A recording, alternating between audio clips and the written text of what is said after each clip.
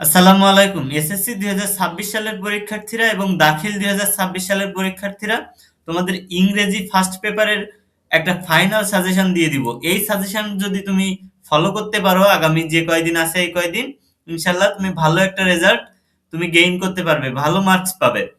দেখো এর ভিতরে আমরা রাখছি সিন প্যাসেজ, আনসিন প্যাসেজ, তোমার পাস করার জন্য যেগুলো পড়া উচিত, তুমি কোনগুলো পড়লে এ প্লাস নিশ্চিত হবে, ম্যাচিং, রিয়ারেঞ্জ এবং বাকি যে বিষয়গুলো তোমার হচ্ছে রাইটিং পার্টে কমপ্লিটিং স্টোরি সহ যে রাইটিং ডায়লগ এবং সামারি লেখার সহজ টেকনিক, একটা সামারি তুমি শেখার পর ওই সামারিটা দিয়ে কিভাবে যে কোনো সামারি লিখতে পারো সে বিষয়ে কিন্তু আমাদের এই যে পিডিএফ এ দেওয়া আছে। যে কোনো ডায়লগ লেখার শর্টকাট নিয়ম, যে কোনো পৃথিবীর যে কোনো ডায়লগ তুমি লিখতে পারবে জাস্ট একটা যদি ফরম্যাট তুমি মুখস্থ রাখতে পারো।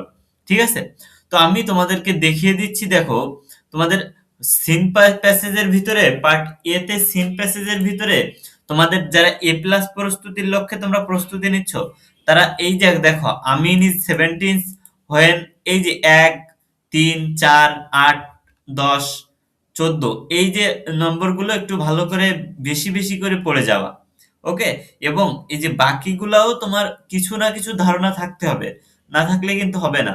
এরপরে আনসিন প্যাসেজের দিকে যদি তুমি আসো তাহলে স্টিফেন হকিং এটা important, Abraham Lincoln, Charles Babbage, Nelson Mandela এটাও অনেক important, Jibanananda Das, Rabindranath Thakur, Neil Armstrong, the Eiffel tower, Alexander Fleming, Zahir Raihan, এইগুলা কিন্তু যদি তুমি ভালোভাবে পড়ে করায়ত্ত করে যেতে পারো তাহলে এ প্লাসের জন্য তোমার একটা ভালো একটা প্রস্তুতি কিন্তু হয়ে যাবে।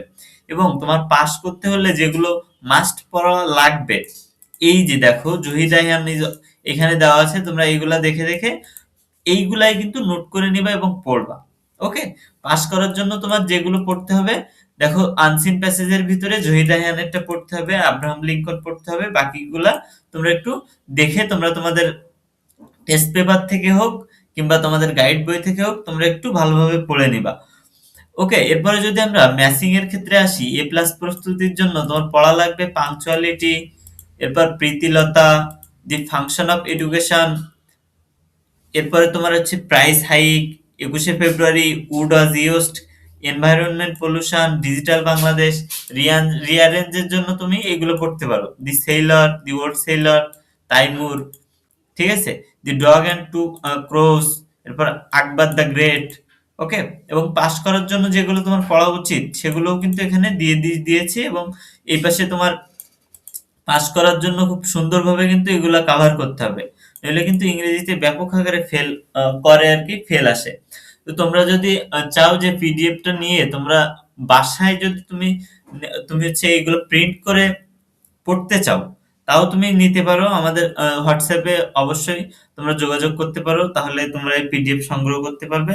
উপরে দেওয়া হোয়াটসঅ্যাপ নাম্বারে, স্ক্রিনে দেওয়া হোয়াটসঅ্যাপ নাম্বারে তোমরা তোমরা অবশ্যই যোগাযোগ করবে, তাহলে এই পিডিএফটা তোমরা পেয়ে যাবে। দেখো রাইটিং ডায়লগের, এরপর আছে সামারি লেখার সহজ টেকনিক, সবকিছুই দেওয়া আছে। যদি তোমরা একটা কালেক্ট করতে পারো তোমরা